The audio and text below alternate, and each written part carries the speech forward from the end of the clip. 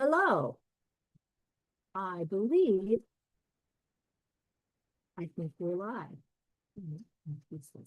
Hello, I'm Jane Frizzell. This is Basic Military Riding, basicmilitaryriding.com. And this series, that's Tuesdays at 3 o'clock, is going through the U.S. Cavalry instructions for 1935, year one, for rider trainers. We're going through all the stuff that most people breeze through up to the training portion, which has already been codified in the classes that people have used. Chances are your instructor sent you to this lecture. So you probably have this workbook. That workbook comes from the U.S. Cavalry instructions from 1935. These only use 1935 and nothing after mechanization, because then the instructions got messed with and you don't want them. I'll explain that another time, exactly what the problems with it are, but just for now, take my word for it. Anyway, I started these discussions either with section 14 or 22, and we have jumped around in a little bit of a strange order, but it's an order that I've learned over many years is easier to digest than the order of the manual itself, which was cobbled together between wars by many people, and that is the explanation for its sort of wonky editing, yet superb information, like the exact right information. It's just the editing in the way it was set up isn't ideal, and that's why I take you guys through this. Anyway, these are sections that's easy to go through. It's easy to skim through because they're kind of like the thing you read and go, yeah, whatever. Like, yeah, of course. But it's worth thinking about what is said. And hopefully in your year's training, this wisdom and almost prescient help will echo back in your mind. They said that. For example, we're in section 24 right now, which is the influence of character and conformation on training. Now, most of our time discussing this section, which was last week and today, will be spent on the character of the horse. Character, temperament, their mind, that goes to their attitude and their emotions, yes, but I would urge you to think of educating a horse as educating a professional. So they learn to behave professionally. So even if there's a fly, they don't go, ah, you know, they might just flick their tail, or even just, damn. You know, they learn to deal with a few things that they might not like. It's learning, they learn to be professionals if they are educated by those who know the curriculum. And that is where the line in the sand gets drawn. You guys are on the right side of the line. So, influence of character and conformation. Last week, I talked to you guys about, well, I guess to make it really clear and obvious, smart and dumb. We don't say they're dumb, but they're not as quick thinking as the smarter ones. And hot and dull. So, or thin skin, thick skin, you could think of it that way, you know, super sensitive or just, you know, whatever kind of guys. The best type of horse is the not the smartest, super sensitive, because horses are so much smarter than most people think, and they outsmart most people. Okay. but they are in general very good. So they're not going to try to hurt people unless they have been started very badly. It says here the horse is usually docile and tractable. He's sensitive to good treatment. They're very smart. They breed. Breeding, especially, the warm bloods are bred, and like the Spanish horses, they are bred for approval seeking. They love people. They want to be friends and they want to serve. And there's common trends these days of people wanting the horses to be woke like they are, but horses don't want that. They really do want to be more like wonderful servants, even soldiers, or whatever. They enjoy it. So they're bred for that. Thoroughbreds, why? They're bred to win. They're bred to win the argument or win the race. So that isn't the same mind as the riding horses being bred these days, which are, warm bloods, and in America, the quarter horses, very tractable, docile, meek, sweet creature. Okay. And I don't think we need to talk about blows. I mean, nobody's going to use a blow. We're not going to beat these horses. They need to be educated. And when a horse is given information, just like a kid, they usually don't become total delinquents unless they get into white collar crime. Let's talk about attention and reflection.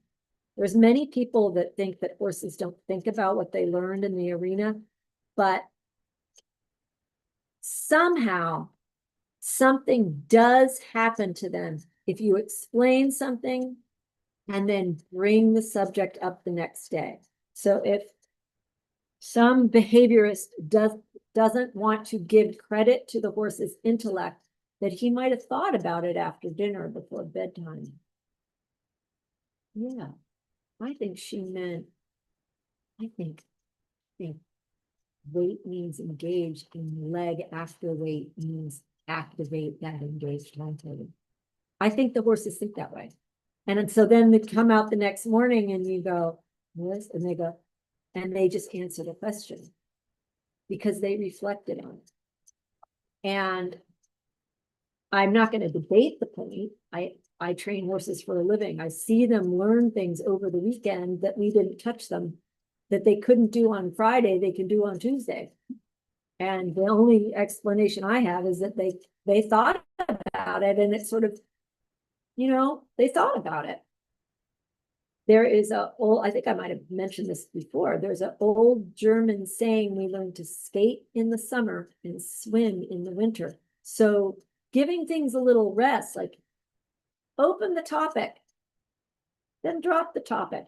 Next time you bring up the topic, that familiarity, the memory, the chief mental characteristic of the horse is his memory. This faculty aids in training if proper use is made of it. They remember. Like, I remember you asked me this question. I think I might know the answer now. And you say, what is the answer? And they may have it. What if they have it 3/4 right? They're way more right than most horses on the planet.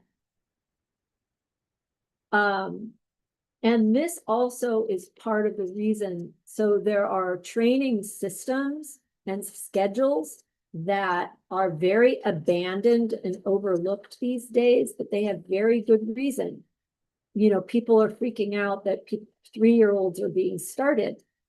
3-year-olds are coming in from the field in the autumn.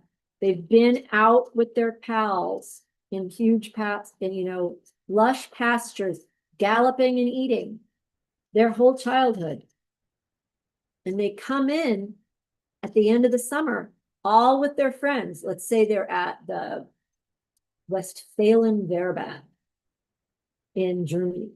They all come in, they're all scraggly and hairy and rude and biting each other and what's a halter, and they all learn together. They all get haltered, they're all led, they remember that from their childhood, when they were youngsters, they were led. And now they are getting bridles put on them. They're little, oh, the bit is my friend. It makes my mouth soft. Oh, I can. Then they get a saddle on. What's that? But they look around and all their friends on either side of them are having the same thing. And some of them are standing there like, and some of them are smiling. So the one that might blow up because he doesn't like the feeling is, they seem to like it. So they seem to like it. So groups are good. Big, huge groups of youngsters learning at the same time in a line. Like, oh, we all get a saddle on. So, and maybe there's an older horse sprinkled in through the line, maybe bookending and a couple little plants in the middle of the line. What's this on my back?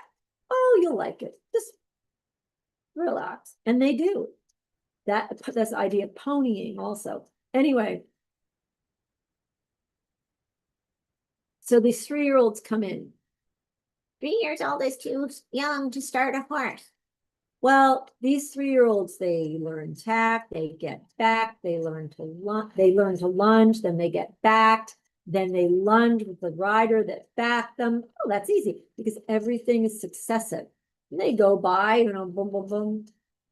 The November, December, by mid-December, they are being ridden, they can steer, they can walk, trot, canter, because they learned those things on the lunge line, so they know those words, schritt, trab, gallop. They know all that stuff. And then guess what? They get their tack stripped. They're still woolly. They probably aren't even clipped. And they get turned out with their friends, and they can be hooligans again for the whole rest of the whole year and summer. And then at the end of the summer of their 4th year, so now they're like 7th grade kids, they come in and they already had grammar school last year they were in. They learned all those basic things. And they're like, yeah, we remember all the stuff. They're ready for school. That is the reason for these progressive systems. So that horse, he didn't start as a 3-year-old and get sent to a salt mine.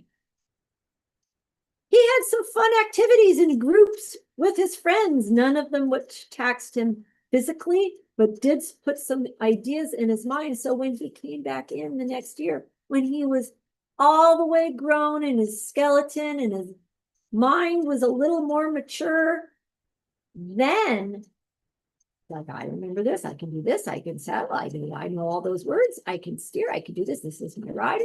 And then the rider says, follow this way. You see what I mean? Then the education starts.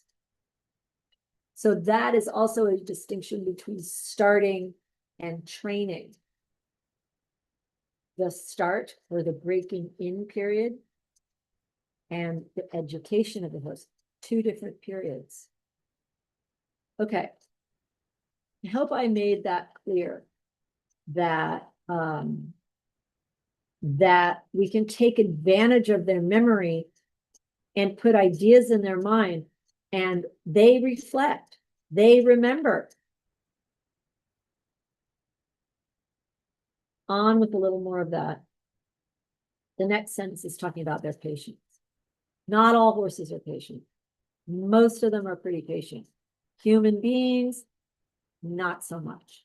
One thing that greatly increases patience in a person is understanding very well that which they are meant to do and impart to the horse.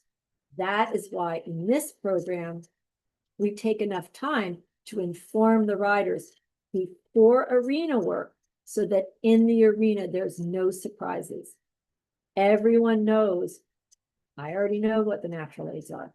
I already know all of this terminology. I already know the arena directions. I already understand the reason and value for specific lines written in specific exercises. there should not be explaining in the arena. There should not be explaining of new things to humans in the arena. If the horse is green, we're explaining new things to the youngster. But once they've learned go, turn, stop, walk, trot, canter, straight lines and curved lines, then it becomes athletic development. They're in the gymnasium. And occasionally we have to re-explain it, something to them if they're a doofus or they forgot or they're, you know, a lot of times they pretend they forgot and they didn't. Or the rider made a mistake and the horse couldn't discern what was being said. But yeah, there is a cap on the information that a horse should learn. Just like the alphabet is only 26 letters. Yet there are many languages. There's so much that can be done with this simple alphabet of 26 letters. Music, 8 notes. Think of all the things that can be done. The aids that the horse learns, that's going to be section 27. And actually, I already covered it. So go look back in the earlier lectures and you can learn, you can dive right into that idea. The horses really could learn the 4 natural aids, which is like the alphabet, and really can do even more than, there's more that can be done physically with that, with the language of sensations, the application of the natural aids, than our alphabet, because it's 3-dimensional and it's dynamic going places. Okay, but enough of that for me. I'm really talking about, I really want this to be understood that there's information that needs to go to the horse, and then comes the athletic development. They have to learn, this is a barbell. This is how you grip the bar. You know, they learn these things. Then you go to the gym and get strong. There is a way for them to use themselves. Then they go on the 10-mile trot for fitness, for conditioning. But if they're not using themselves well and aren't yet able to follow instructions, then they're too green to do this. You know, this paragraph about patience. We do patience, attention, and concentration. They are God-given those, but they also are developed and must be developed. And so a stargazing horse or an inattentive horse, he has not been trained. A trained horse is attentive. So these qualities and patience should be increasing and developing in the education of the horse. Concentration is a big one. To concentrate on that which is not interesting. I mean, that's what I know. You know, a horse that pays attention and properly uses itself in a simple turn, that's a champion. And who cares if they're just a naturally good athlete and they can just wing it and get stuff done, because there's a cap on that natural talent, especially if you can't communicate with it. So, or if it gets distracted, if it thinks it's not interesting what it's doing, so it looks at mares. So you have the horse's patience, concentration, and attention is developed. This is part of the discipline. And their discipline becomes like a suit.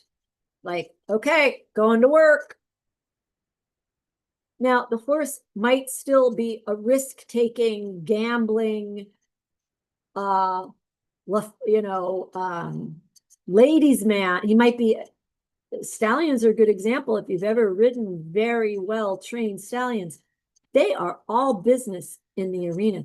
but they can be very rowdy and horny when they're not in their school. Like if they don't have a bridle on,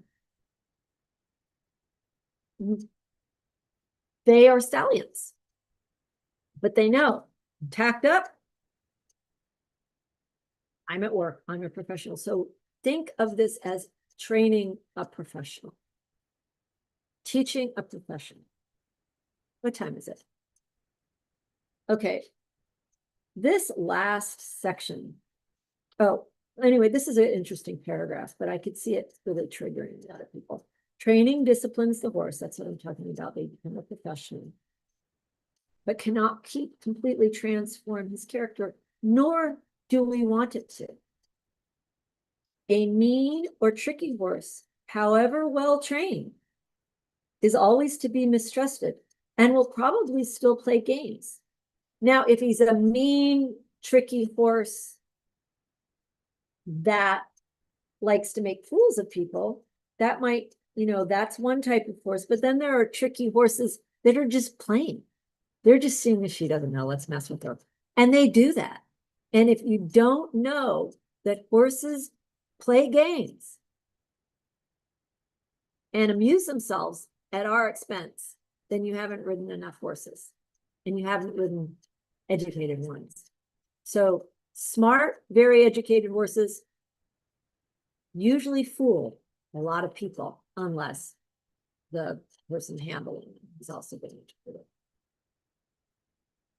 Their character, whatever type they are, if they're a little devious or whatever, they still will be devious. And frankly, I find some horses like that to be extremely interesting and fun. And I like that. I love it when I can tell the horse is still himself, even though he knows a lot. And that nothing about him or his character, which might be a little rough or might be a little rogue. Who doesn't want to sit on a totally professional horse? There's a little bit of a bad one. It's a fun horse, in my opinion. But then there are also types and bloodlines. Think of Brentano.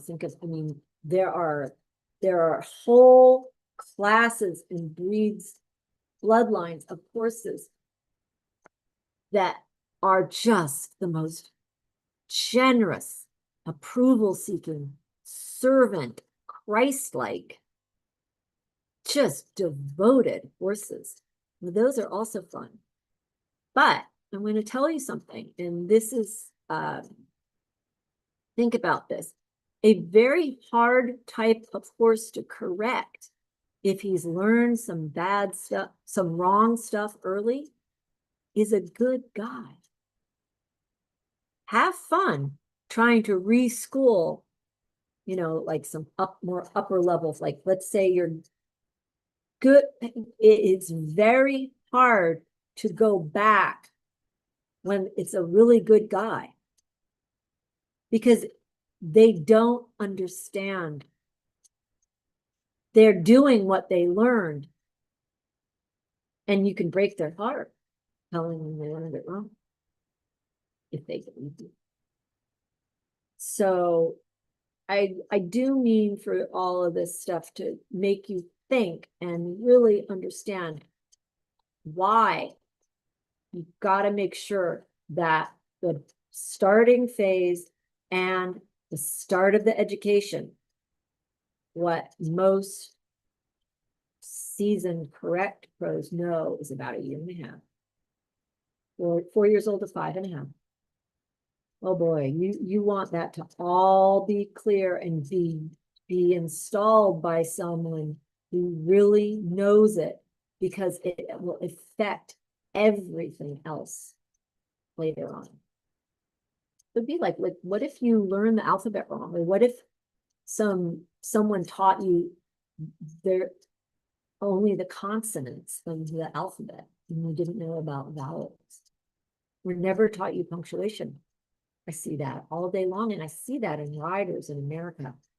they don't they don't know how to punctuate in their riding. It's just a big run-on sentence that keeps building momentum. And if the horse is a little more active, that turns into a big problem. Okay, so the submission of the horse. So a wily or shrewd horse or a cunning horse can still be a submitted horse because he makes his decision to cooperate when he respects the information coming through to him. It's his decision. The decision to submit is the horse's, just as to advance the load is also the horse's decision. You cannot beat a horse into being into having a desire to carry. It cannot be done.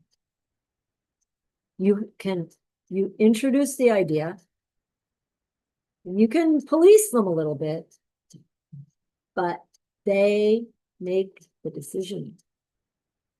So do understand that. And, you know, this is important. It just reminded me of something. There's a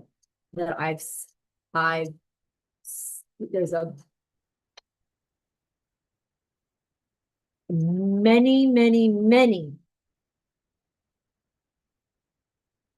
riders and so-called trainers don't understand that the training is not the same as the character.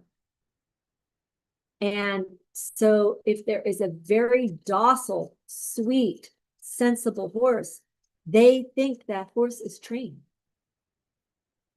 But it probably isn't, because those horses get overlooked because people think that training is solving behavior problems like fixing bad boys. But that's not what training is. Training is education. So there are many tractable, docile, helpful, sweet horses that want to please that aren't trained, that don't know the language of education. So they have been denied the depth of the relationship that they were bred to cherish. All right, that might have came out of my mouth. Pretty clear there, I think. So don't make that mistake. There is character and temperament, and then there is education, which is information, and athletic development.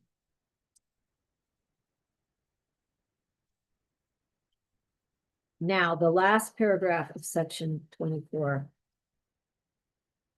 is on the physical makeup, how he's put together. And we have sort of been analyzing character and temperament, which are also separate from each other. Character is not temperament. But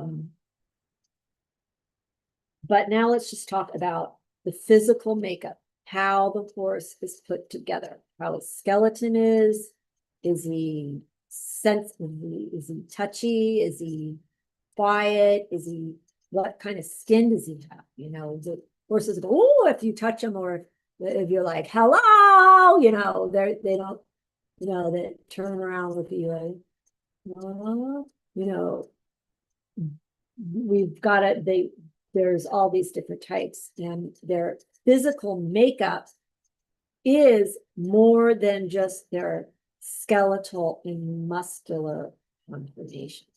It does include, you know, you've got to consider their nervous system, how sensitive they are, and all these other things. And I mean, the physical makeup of a horse and the conformation of a horse is,